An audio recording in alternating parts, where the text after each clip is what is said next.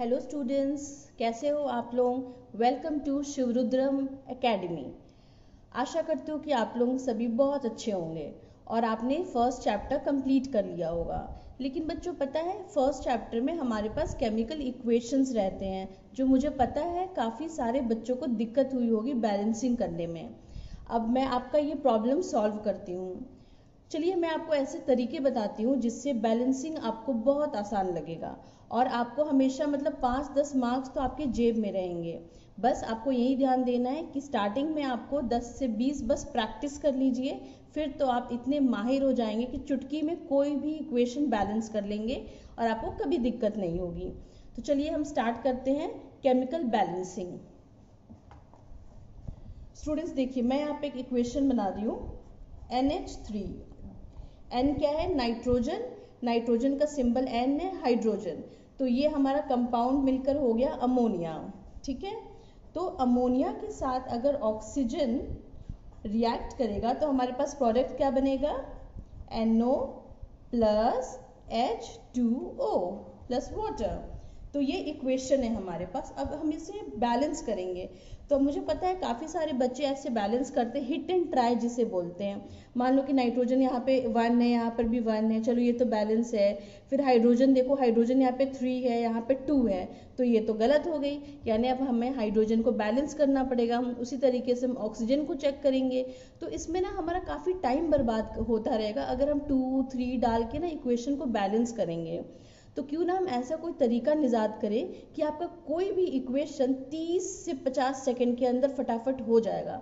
और अगर आप इसे लगातार आप कोशिश करोगे, प्रयास करोगे, तो और जल्दी भी आप इक्वेशन सॉल्व कर लोगे। ठीक है, तो इस मेथड को बोलते हैं ABCD मेथड। ओके, तो इसके लिए आपको अच्छे तरीके से पता होना चाहिए कि ये जो हमारा एरो के पहले का भाग है उसको बोलते हैं LHS, मतलब left hand side, left hand side. और जो हमारा प्रोडक्ट होता है उसको बोलते हैं RHS, मतलब राइट हैंड साइड। ठीक है, तो अब आप इसको बैलेंस कैसे करोगे? देखिए, सबसे पहले आप क्या करना कि जो पहला हमारा प्लस के पहले जो भी होगा उसके आगे आप A लिख देना, A। ठीक है, फिर ऑक्सीजन, चाहे बड़ा A ले लो, मैंने छोटा लिखा है कोई बात नहीं, कैपिटल A लिख लो, बड़ा A ले लो। ठीक है, ऑक्सीजन के पहले आप बड़ा B कर दो, NO के पहले आप C लिख दो और वाटर के पहले आप D लिख दो। ठीक है, तो हमारा हो गया ABCD। अब हम इसे बैलेंस कैसे करेंगे? अब देखिए, पहले हम लेते हैं नाइट्रोजन। ठीक है, ये रहा मेरा नाइट्रोजन। अब आप ये बताइए मुझे कि नाइट्रोजन LHS साइड, इस साइड एरो की इस साइड नाइट्रोजन कितना आपको दिख रहा है टोटल? तो कुल मिला के नाइट्रोजन हमारे पास है 1। ठीक है, यहाँ पे नाइट्रोजन के नीचे में ऊपर में कुछ नहीं दिया है, इसका मतलब नाइट्रोजन सिर्फ आपके पास 1 है। तो 1 नाइट्रोजन है और ये A है, तो नाइट्रोजन को मल्टीप्लाई करिए A इंटू 1 से। तो 1, ये यहाँ पे कुछ नहीं है, मतलब नाइट्रोजन के आगे कुछ नहीं है, मतलब क्या है यहाँ पे 1 है। ठीक है, तो A मल्टीप्लाई 1, A को मल्टीप्लाई करिए, गुना करिए 1 से, तो ये हमारा क्या हो जाएगा? नाइट्रोजन 1 इंटू A, मतलब A। ठीक है, 1 मल्टीप्लाई A। अब हम, ये हमारा LHS हो गया। अब देखिए आपके RHS साइड में नाइट्रोजन कितना है? यहाँ पर भी 1 है, 1 मतलब 1 है, मतलब यहाँ पे 1 कभी लिख के दिखाते नहीं है, ये हम मान के चलते हैं कि अगर कोई एलिमेंट दिया हुआ है कंपाउंड में और उसके नीचे कुछ नहीं है, मतलब 1 है, वो 1 एटम का है। तो यहाँ पे 1 है, इसके सामने क्या है? C है, तो यहाँ पे हो जाएगा 1 मल्टीप्लाई C, यानी ये क्या हो गया? आपको पता है A equal to C, 1 into A मतलब A ही होता है। तो ये नाइट्रोजन हमारा हो गया इज इक्वल टू कि इधर LHS के पास और ये RH के पास। ठीक है, RHS के पास। बिल्कुल उसी तरीके से अब हमारा हाइड्रोजन हो गया। ठीक है, अब हम करेंगे, नाइट्रोजन हो गया, अब हम हाइड्रोजन पे आते हैं। तो LHS में हाइड्रोजन कितना है हमारे पास? देखिए, हाइड्रोजन 3 लिखा है यहाँ पे और यहाँ पे A है। तो बच्चों यहाँ पे जो भी लिखते हैं ना, इसको सबके साथ गुना करते हैं, सबके साथ। ठीक है, तो A को हमने N से कर दिया, अब A को हमें मल्टीप्लाई किससे करना है? H वाले से। तो A को मल्टीप्लाई किससे करना है? 3 से। तो ये हमारा हो जाएगा 3 मल्टीप्लाई A यानी 3A। इज इक्वल टू, ये तो हमारा LHS हो गया, अब RHS में आइए। तो यहाँ पे हमारा हाइड्रोजन कितना है, हाइड्रोजन यहाँ पे 2 लिखा है और इसके सामने क्या लिखा है बच्चों, D लिखा है। तो D को 2 से मल्टीप्लाई कर देंगे तो यह हमारा हो गया 2D। ठीक है, इतना क्लियर हो गया आपको। अब हम चलते हैं ऑक्सीजन की तरफ। तो वापस से देखिए हमारा LHS साइड में ऑक्सीजन कितना है, इधर है ऑक्सीजन। तो ऑक्सीजन का नीचे कितना लिखा है, 2 लिखा है और ऑक्सीजन के बगल में B लिखा है। तो 2 multiply B 2B, 2 multiply 2B is equal to, इधर कितना ऑक्सीजन है, देखिए इधर हमारा ऑक्सीजन 2 जगह दिया हुआ है। तो यहाँ पे ऑक्सीजन 1 है और यहाँ पे C है, तो ये हो जाएगा C मल्टीप्लाई 1। ठीक है, अब यहाँ का ये प्लस है तो यहाँ पर भी आप प्लस दे दीजिए और यहाँ पे ऑक्सीजन कितना है, 1 है, तो 1 इंटू डी, 1 इंटू डी। तो इसको आप पूरा कंप्लीट करोगे तो 2B is equal to C plus D. यहाँ तक आपको क्लियर है? ठीक है, अब हम यहाँ पे ना मान के चलेंगे कि किसको हम 1 लेके चले। ठीक है, तो यहाँ पे देखिए A is equal to C है, तो आप चाहो तो किसी भी इक्वेशन में ले सकते हो, लेकिन आप कोशिश करना ना जिसमें ज्यादा हो उसमें लो। जैसे देखिए A यहाँ पर भी है, A हमारा यहाँ पर भी है, तो क्यों ना हम A को ही मान के चले कि 1, A हमारा 1 है तो हमारा इक्वेशन फटाफट सॉल्व होता चलेगा। कैसे, यहाँ पे देखिए A है हमारा, A को मैंने 1 मान लिया है, लेट A 1। ठीक है, तो अगर हमारा A को हमने लेट यानी माना है, ठीक है, ये है नहीं माना है, तो हमारा C भी क्या हो जाएगा, 1 ही हो जाएगा क्योंकि C बराबर है A के। अब यहाँ पे देखिए आप तोड़ो इसको तो हमारा क्या कितना हो जाएगा, 3 मल्टीप्लाई A के बदले क्या आया था हमारा 1, तो A के बदले 1 लिख दीजिए, ये हो गया 2D। अब D के बदले क्या हो जाएगा, 3 मल्टीप्लाई 1 3 और ये 2 चला गया नीचे। ठीक है, वैसे यहाँ पे हमारे पास बहुत सारी चीजें हमें मिल गई हैं, D मिल गया है, C मिल गया है, तो अब क्या निकालना है, B निकालना है हमें। तो क्या हो जाएगा हमारा 2B बराबर C, यहाँ से हमारा मिल जाएगा C 1 है, 1 प्लस D कितना है 3/2, तो अब हमारा कितना हो गया, ये हो गया हमारा 5/2 2B।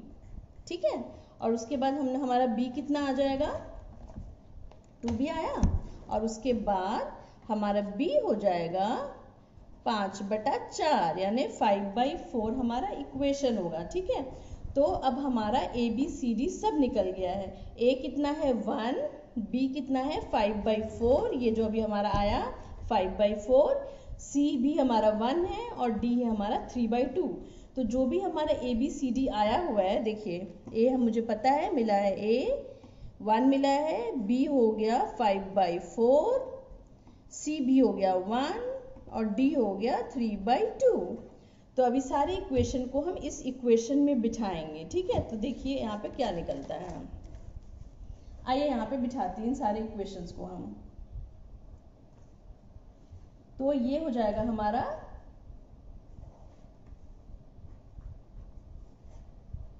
NH3 और A था ना हमारा। अच्छा पहले मैं इक्वेशन लिख लेती हूँ, पहले O2 NO प्लस H2O। ठीक है, तो यहाँ पे हमारा ABCD था, ABCD, तो A के बदले हमारा क्या आया था, 1 आया था। 1 का मतलब यहाँ पे 1 लिख दो, चाहे कुछ ना लिखो, यहाँ पे 1 का मतलब 1 ही है। ठीक है, फिर हमारा B कितना आया था 5/4, 5/4 हमारा B आ गया था। C हमारा आ गया था 1, तो ये हमारा 1 है। ठीक है, तो आप 1 लिखो या ना लिखो बात बराबर ही है। ओके, तो C भी हमारा हो गया और हमारा D कितना आया हुआ था 3/2, तो D हमारा हो गया 3/2। अब देखो स्टूडेंट्स, ये जो हमारे बैलेंसिंग तो हो गए हैं, लेकिन ना हमारा फ्रैक्शन में भी आए हुए हैं। जैसे देखो ये 5/4 है, 3/2 है, तो ये फ्रैक्शन में ना इक्वेशन थोड़े सही नहीं लगते हैं, तो हम क्या करेंगे, इनको मल्टीप्लाई कर देंगे। ठीक है, तो इसका एलसीएम क्या हो जाएगा 4, यहाँ पे नीचे में 4 है, यहाँ पे 2 है, तो इसका एलसीएम 4 होगा। तो पूरे के पूरे इक्वेशन को आप मल्टीप्लाई कर दो 4 से। ठीक है, पूरे के पूरे इक्वेशन को आप मल्टीप्लाई कर दो 4 से, तो 4 से मल्टीप्लाई करने पे क्या होगा, ये देखिए 1 × 4 NH3 प्लस 5/4 जो है उसको हमने 4 से मल्टीप्लाई कर दिया, तो वो O2 का वैल्यू हो जाएगा। उसके बाद जो हमारा रिजल्ट आएगा उसको 4 से मल्टीप्लाई कर दिया हमने, प्लस जो उसका रिएक्ट एक और प्रोडक्ट है 3/2, इसको भी 4 से हमने मल्टीप्लाई कर दिया, ठीक है। तो ये सब कैंसिल हो जाएगा हमारा, तो 4 × 1 क्या बचा 4NH3 प्लस ये 4 कट गया, तो ये हमारा बचा 5O2, ठीक है। वैसे ये हमारा हो गया 4NO प्लस ये हमारा कट गया 2, तो ये कितना हो जाएगा 3 × 2 = 6, तो 6H2O, ठीक है। अब आप इसको देखो, यहाँ पे कितना हो गया, नाइट्रोजन 4 है, यहाँ पर भी हमारा नाइट्रोजन 4 है। हाइड्रोजन कितना हो गया हमारे पास, हाइड्रोजन हमारे पास यहाँ पे 4 × 3 12 है, 12 है। यहाँ पर भी हाइड्रोजन 12 हो गया, 6 × 2 12। यहाँ पे ऑक्सीजन कितना है, यहाँ पे 10 हो गया, 5 × 2 10। और यहाँ पे ऑक्सीजन कितना हो गया, ये हो गया 1 है, तो 4 × 1 4 हो गया, और प्लस 6 × 1 6, तो 4 और 6 10। तो हमारे यहाँ पर भी 10 है और हमारा ऑक्सीजन यहाँ पर भी 10 है। तो हमारे सारे के सारे पूरे के पूरे इक्वेशन बैलेंस हो गए। तो देखा, मुझे तो बस समझाने में थोड़ा टाइम लगा, लेकिन आप बहुत जल्दी कर लोगे ये। बस आपको ABCD का ही निकालना है और आपको उनके जगहों पे सब नंबर्स बिठाने हैं। और अगर फ्रैक्शन है, अगर वो आपको डिवाइडेड बाई आ रहा है, तो उस फ्रैक्शन को तोड़ना है और बस हमारा इक्वेशन बैलेंस हो गया, ठीक है। तो यही तरीका है चीज़ों को बैलेंस करने का। अब मैं आपको एक और इक्वेशन बना के दिखाती हूँ, तो उससे आपको चीज़ें और क्लियर होंगी। ये देखिए, एक और इक्वेशन हम लोग ले लेते हैं। कॉपर ऑक्साइड को रिएक्ट करवाते हैं अमोनिया से, जो रिजल्ट हमारा देगा copper plus nitrogen plus water, ठीक है स्टूडेंट्स। तो इसको हमें बैलेंस करना है, तो बिल्कुल उसी तरीके से हम क्या करेंगे, इसमें A, पहले में A, दूसरे में B, तीसरे में C, चौथे में D, पांचवे में E। हमने सब में ABCD डाल दिया, ठीक है। अब बताइए, कॉपर का कितना हो गया LHS में A, ठीक है, और RHS में C, ठीक है। यहाँ पे देखिए, यहाँ पे कॉपर C है ना, और यहाँ पे A है, और नीचे में 1 दिया हुआ है, तो 1 से किसी भी चीज़ को आप गुना करेंगे तो वही चीज़ होगी, तो A = C आ गया हमारा, ठीक है। उसके बाद हम करेंगे ऑक्सीजन को, तो ऑक्सीजन का A हो गया और आपका RHS साइड में हो गया E, ठीक है। तो ये आपका निकल के आ गया C यहाँ पे। अच्छा, मैं अभी बताती हूँ आपको। तो ये हमारा हो गया, उसके बाद हो गया नाइट्रोजन। तो नाइट्रोजन का क्या होगा, B बराबर होगा 2D। यहाँ पे देखिए नाइट्रोजन 2 है, 2 को D से मल्टीप्लाई करेंगे 2D, ठीक है। उसके बाद हमारा हाइड्रोजन कितना हो जाएगा 3B बराबर 2E, ठीक है। तो इस यहाँ पे हम मान लेते हैं, मान लीजिए लेट B = 1। यहाँ पे हमने B को 1 माना है, ठीक है। तो अगर हमने B को 1 माना हुआ है, तो हमारा E कितना हो जाएगा, हमारा E हो जाएगा 3/2, ठीक है। देख रहे हो, 3 × 1 3, 3/2 हमारा E हो गया, ठीक है। इसी प्रकार हमारा D क्या हो जाएगा 1/2, हमारा A हो जाएगा 3/2 और C हो जाएगा 3/2, क्योंकि A और C हमारा बराबर है, ठीक है। अब बस अब हमें करना क्या है, ABCD की जगह सभी इक्वेशंस को बिठा दीजिए। तो ये हमारा हो जाएगा 3/2 कॉपर ऑक्साइड प्लस B का वैल्यू हमारे पास कितना था, B को हमने 1 माना हुआ है, तो ये हमारा हो जाएगा NH3, और प्रोडक्ट क्या होगा 3/2 copper plus 1/2 nitrogen plus 3/2 water, ये हमारा प्रोडक्ट हो गया, ठीक है। अब देखिए, जो इक्वेशन है सब में हमारा जो फ्रैक्शन है सब में 2 2 2 आ रहा है, तो 2 हमें फ्रैक्शन में नहीं चाहिए, 2 को हटाना है। तो हम क्या करेंगे, सबको मल्टीप्लाई कर देंगे, पूरे इक्वेशन को मल्टीप्लाई कर देंगे 2 से, ठीक है। तो बस सबके सामने 2 से मल्टीप्लाई करिए, तो 3/2 को मल्टीप्लाई करेंगे 2 से, 2 2 कट गया, तो हमारा बच गया 3CuO, फिर यहाँ पे 2NH3, ये ठीक है। फिर वैसे 2 2 कट गया, तो ये हमारा बच गया 3Cu प्लस 2 2 कट गया, तो nitrogen gas plus 3 water, 3 moles of water. तो ये हमारा इक्वेशन हो गया कंप्लीट। तो बच्चों ऐसे ही हमें बैलेंस करना है और बिल्कुल आप यही चीज़ फॉलो करिएगा। आपका देखिएगा 2-4 प्रैक्टिस आप कर लीजिए, ज़्यादा से ज़्यादा 10-20 सम कोशिश कर लीजिए डेली के डेली। आप इतने माहिर हो जाओगे कि आप ऐसा एक भी क्वेश्चन नहीं होगा जो आप नहीं बना पाओगे, ठीक है। अब देखिए ये तो हमारा बैलेंस इक्वेशन हो गया, लेकिन ये अभी भी ना अधूरा है, इनकम्प्लीट है। तो इसमें चीज़ें क्या होती है जिससे हमारा बैलेंस इक्वेशन पूरा होता है, उन चीज़ों का नाम है, ये देखिए कुछ चीज़ें हैं जो बैलेंस इक्वेशन बैलेंस करने पर भी हमें ये ध्यान देना चाहिए कि हमारे इक्वेशन में जो हमने कंपाउंड, एलिमेंट, गैस ये सब यूज़ किया है ना, उसका फिजिकल स्टेट क्या है, कि चीज़ें हमारी सॉलिड स्टेट में थी जब रिएक्ट हुई हैं, कि लिक्विड स्टेट में थी, कि गैस में था, कि एक्वास था या पानी में, ठीक है। तो ये सब चीज़ों पे निर्भर करता है। दूसरी चीज़ है हमारा टेम्परेचर एंड प्रेशर, कि उस समय टेम्परेचर क्या था जब वो रिएक्शन हुआ, ठीक है। उसके बाद है कैटलिस्ट। कैटलिस्ट वो चीज़ होती है जो रिएक्शन को हमारे रफ्तार देती है, स्पीड बढ़ाती है। फिर आ गया हीट। हीट से क्या होता है कि उस इक्वेशन ने हीट लिया है एंडोथर्मिक या दिया है एक्सोथर्मिक, ठीक है। फिर अगर हम एसिड लेते हैं तो एसिड हमें बताएगा कि एसिड कॉन्सेंट्रेटेड है, ज़्यादा गाढ़ा है या हल्का है, डाइल्यूट है। और एक होता है रिवर्सिबल। तो ये सारी चीज़ों को अगर हम अपने इक्वेशन में डालेंगे तब जाकर हमारी इक्वेशन पूरी की पूरी कंप्लीट बैलेंस इक्वेशन बोलती है, और आपको एक भी मार्क्स आपके इक्वेशन में नहीं कटेंगे, ठीक है। तो मैं आपका ना इसका एक छोटा छोटा एग्जाम्पल दे देती हूँ, आपको इससे चीज़ें थोड़ी क्लियर हो जाएंगी, तब जाके आपका इक्वेशन पूरी तरीके से बैलेंस्ड हो जाएगा, ठीक है बच्चों। अब देखिए हमारा जो फिजिकल स्टेट है, तो फिजिकल स्टेट के लिए आप ये इक्वेशन ध्यान दे दिए। जैसे एक कंपाउंड एलिमेंट है सीजियम, ठीक है, Cs। तो सीजियम को अगर मैं वाटर के साथ रिएक्ट कराती हूँ तो इसका आता है सीजियम हाइड्रोक्साइड प्लस H2, ठीक है। तो ये इक्वेशन तो हमारा हो गया, लेकिन ये कौन बताएगा कि ये कौन सा गैस है कि सॉलिड है या क्या है। तो देखिए ये चीज़ हमें इक्वेशन में लिखना पड़ता है कि सीजियम हमारा S है, S मतलब ठोस, सॉलिड। वाटर क्या है, इस रिएक्शन में वाटर को हमने L लिया है, मतलब लिक्विड लिया है। फिर सीजियम ऑक्साइड जो बना है हमारा वो क्या है, ये एक्वास है, ठीक है। और हाइड्रोजन क्या है, ये गैस है। तो इस बैलेंस इक्वेशन को बोलते हैं हमारे फिजिकल स्टेट, जो फिजिकली अपने अपने अस्तित्व को बताता है कि वो गैस फॉर्म में है कि किस फॉर्म में। इस चीज़ को हम अस्तित्व वाला इक्वेशन बोलते हैं, ठीक है, जो बैलेंस के साथ हमें उसका स्टेट भी बताता है। अब दूसरा है हमारा टेम्परेचर और प्रेशर। टेम्परेचर और प्रेशर कैसे हम देखेंगे, जैसे एक इक्वेशन ले लिए अमोनिया का।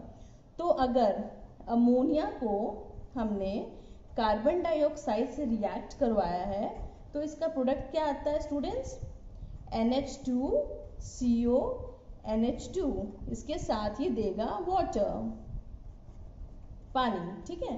तो इसका टेम्परेचर प्रेशर क्या होता है, अब इस इक्वेशन को कामयाब होने के लिए इसका टेम्परेचर लगता है 150 डिग्री और इसका प्रेशर है 150 ATM, एटमॉस्फेरिक प्रेशर। तो इस इक्वेशन को पूरा होने के लिए ये चीज़ बहुत ज़रूरी होती है, ठीक है। तो आप भी जब पढ़ाई करोगे ना तो आप ध्यान देना कि आपको फिजिकल स्टेट देखना है कि वो इक्वेशन सॉलिड, लिक्विड, गैस, उस चीज़ों को ध्यान में देना है, प्लस किस टेम्परेचर पे और किस एटमॉस्फेरिक प्रेशर पे उस रिएक्शन का काम हुआ है, उस चीज़ को भी आपको याद करना है, ठीक है। फिर तीसरी कैटेगरी आती है हमें कैटलिस्ट की। अब कैटलिस्ट क्या होता है, कैटलिस्ट हमारा एक ऐसा केमिकल होता है जो उस रिएक्शन को कुछ प्रभावित नहीं करता है, उसका कोई साइड इफेक्ट नहीं होता है, लेकिन बस वो अगर उस रिएक्शन में ऐड हो जाए, जोड़ दिया जाए, तो रिएक्शन की हमारी स्पीड बढ़ जाती है, ठीक है। तो उसको कैटलिस्ट बोलते हैं। जैसे कैटलिस्ट का आप एग्जाम्पल ले लीजिए, अगर हम नाइट्रोजन को हाइड्रोजन से रिएक्ट करवाएंगे तो हमारा प्रोडक्ट क्या होता है, अमोनिया बनता है, ठीक है।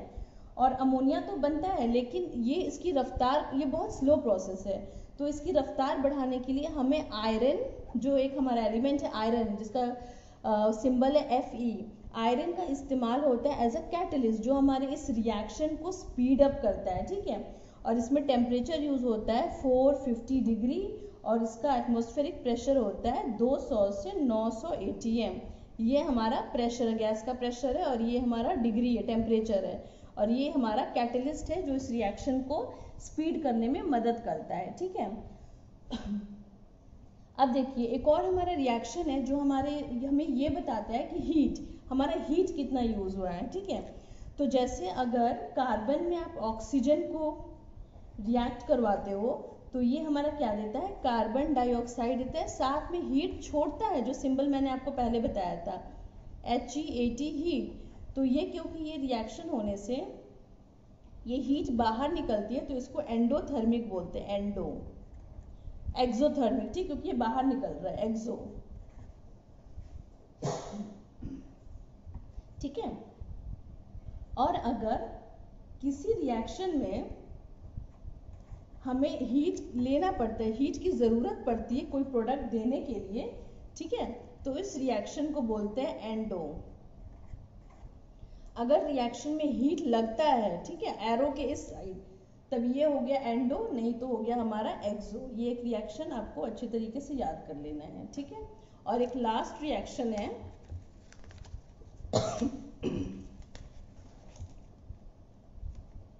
जिसको बोलते हैं रिवर्सिबल।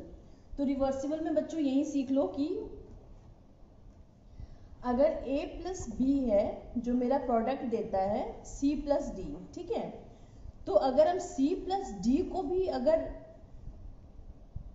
LHS साइड में रखेंगे तो ये हमारा देगा A प्लस बी। इसका क्या मतलब है इस रिएक्शन का, इसका मतलब ये है कि अगर हम रिएक्टेंट को रिएक्ट करवाएंगे तो वो प्रोडक्ट देगा, और सेम प्रोडक्ट को हम लोग रिएक्ट करवाएंगे तो वो हमारा वही रिएक्टेंट देगा जो पहले था, ठीक है। तो इस टाइप के इक्वेशन को हम लोग रिवर्सिबल इक्वेशन बोलते हैं। यानी इसको किस तरीके से लिखेंगे, A प्लस बी, एक एरो आगे एक एरो पीछे, और C प्लस डी। तो इस रिएक्शन को बोलेंगे हम रिवर्सिबल रिएक्शन, ठीक है। इसका मतलब है ये रिएक्शन आगे पीछे दोनों तरीके से रिएक्टेंट और प्रोडक्ट ये देता ही देता है। अगर रिएक्टेंट है तो प्रोडक्ट में C और D मिलेगा, और अगर रिएक्टेंट C प्लस डी है तो इसका प्रोडक्ट A प्लस बी मिलेगा, ठीक है। तो ये सारी चीज़ें हैं जो हमें केमिकल इक्वेशन में काम आती हैं। मतलब कि मान लीजिए कि बैलेंसिंग तो आपको करना है, आपको नंबर से बैलेंस तो करना ही है, लेकिन अगर इस रिएक्शन में आपका फिजिकल स्टेट आ जाए, कोई कैटलिस्ट यूज हो जाए, टेम्परेचर या प्रेशर है, तो उस पर भी आपको ज़रूर ध्यान देना है, तब आपका कंप्लीट रिएक्शन होगा और आपको फुल के फुल मार्क्स मिलेंगे, ठीक है स्टूडेंट्स। आई विश कि आपको ये मेरा वीडियो पसंद आया होगा, और आप ज़्यादा से ज़्यादा लाइक करें, सब्सक्राइब करें, और अपने फ्रेंड सर्कल में ज़रूर शेयर करें ताकि हम इस कम्युनिटी को और आगे बढ़ाएं, ठीक है। और हमारे नए वीडियोज़ के लिए आप बेल आइकन ज़रूर क्लिक करें, ठीक है स्टूडेंट्स। Bye, take care.